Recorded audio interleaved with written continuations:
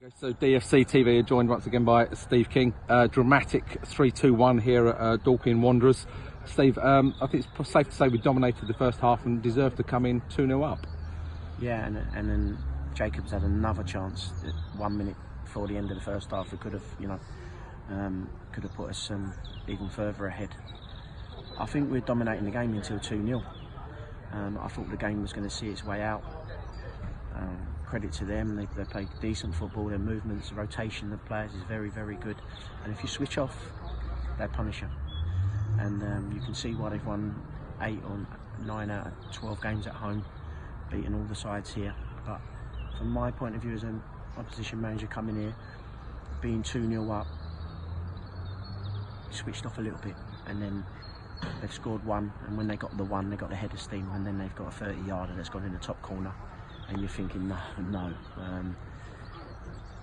Back to 2-2, and then they've got a chance. It hits the post and rolls along the line. Cisse just grabs it, and then we go up the other end and hit the post. So I think for a spectator, for a neutral, I think it would have been a good spectacle. Conference South football. Yeah, I think there's a lot of Dartford fans here today. Someone said there's probably 300 fans here today, so it's obviously good to have them on the road. From my point of view, we targeted what we felt was their weaknesses, which was at the back. You know, they had one centre half playing with 2 full-backs playing alongside him. They picked pretty much what Welling did when they had Swain and Joe Anderson and Danny Waldron. You know, 1 proper centre half and 2 not. I know they're carrying a lot of injuries, that's why. But I always felt we could get at them, and we did. And the 2 front boys again, 3 goals between the 2 front boys. Elliott's goal, and Mack has come up with two finishes as well from penalties. There's still pressure. Their keeper's a good penalty saver. I've watched him over the years. When they've come through playoffs, he's saved penalties. So in the 98th minute, to keep his nerve like that, Macca, deserves that. Yeah, I think going forward we're absolute at the threat, and it's a long time since we conceded a goal as well. The defence obviously has changed a little bit. Can you just talk us through Nick Arnold coming in and what happened to Jordan Winter before the game? Yeah, Jordan hurt his knee, and he had a reaction in the warm-up, which was pretty. It messed us up really, if I'm honest. Marsh Brown's come in there, done a fantastic job, as in athleticism, getting around. Obviously doesn't quite understand the position, which is natural. He's a wide player, but he's done a brilliant job in there. He's put an unbelievable shift in. Got involved with the I think it's the 2nd goal. Yep. And yeah, Jordan's reoccurrence of the knee injury. So my thing has always been, I need 3 fullbacks at this football club. Yep. I'm going to have 3 fullbacks at this football club, and at the moment we only had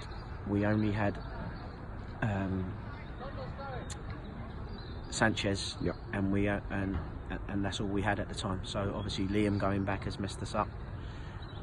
I need to bring an out-and-out left back in, but I need 3 fullbacks, because things like this can happen at any given time. And I didn't want to put Sanchez at left back and then Jordan Winter at right back. So that was the idea of bringing Nick Arnold in, because then I would have took Jordan Winter out of the centre, where he's been brilliant for us. His legs have been brilliant to get all over the pitch. So I needed to get that fullback in. Nick, I've worked with Nick before. Nick's a very talented boy. You know, started his career at Reading and played 30 odd times for Wickham in the Football League. Went to Whitehawk with me, played in 2 playoff finals. Then signed for Aldershot, then got capped by England C. Played for Aldershot at left back for a whole season, so he can play both sides, Nick. Yes. And he played 19 times this year for Wealdstone, so he knows his way. He's a good age, you know, another good age, 25, 26. Yep. Experienced. He made the first goal, a little nutmeg in the corner.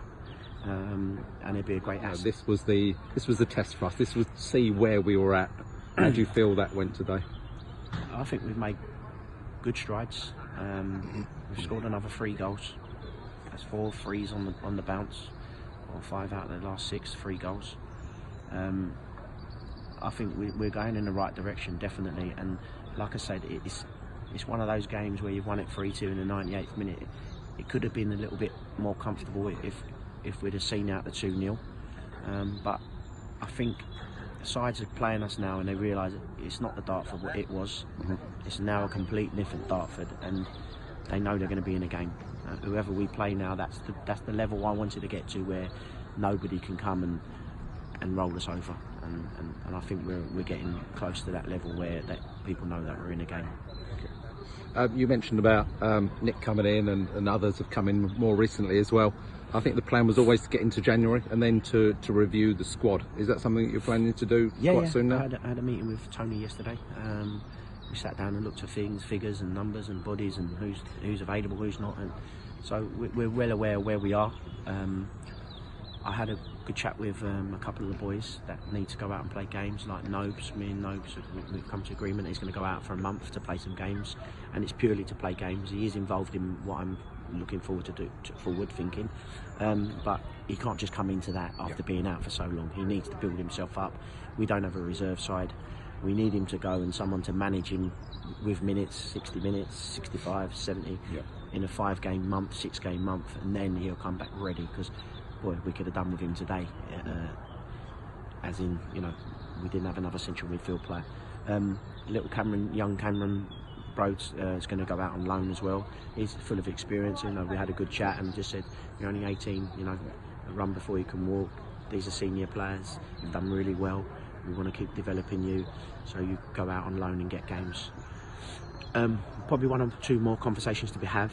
A couple more to go out and get games. So we're really trying to balance from injuries. We've still got 6 out.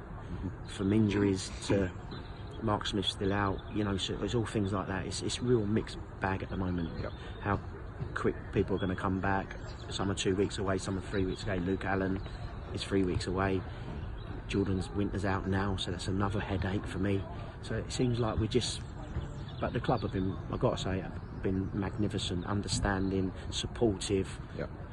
Never question anything, agreed with where we are, where we're at, and I think I can see it. I think everyone can see it. The repayment of the players are giving everything for the cause. Even when you're asking people to play out of position, they're still giving everything. And I think the fans showed that today. I think one of the things you said when you wanted to come in was to build the home crowd, and I think the away crowds have grown as well. That must be pleasing for you. Because I think that there's nothing worse than being a fan of a football club, knowing that you're going to go to games and you're not going to get nothing. I think it's the worst feeling.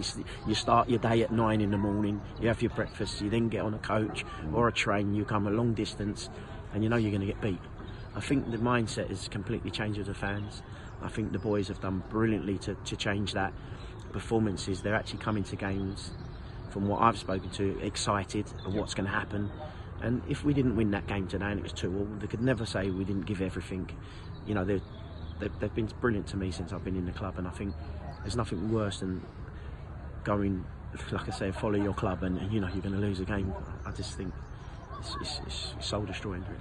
And so looking ahead, back at home on Saturday to Oxford, thoughts before that game? Again, I'll do preparations, I'll do my homework, we'll see what bodies we've got available, what we ain't, and we'll obviously prepare properly, as we always do. We know we're well groomed on the players and their abilities and what systems they play and all that. Craig then does his work on the training pitch, and you know it's a good. We've got a good harmony going on there. So it's good. Exciting really times ahead. Yeah, definitely. You know, I said that it's going to be a roller coaster ride, and this year was going to be that roller coaster till we get a settled. What I think is a real settled side, and I think we've started to get that little bit of a settled side, and then we get an injury, and then we lose Tariq Hyde injured. You know, we are re-signing Tariq for another month, so he'll come back in, and then Jordan Winter's injured now, so that's what we seem to be doing, juggling all the time. Cool. All right, thanks very much for joining us again, Steve. Cheers. Thank you.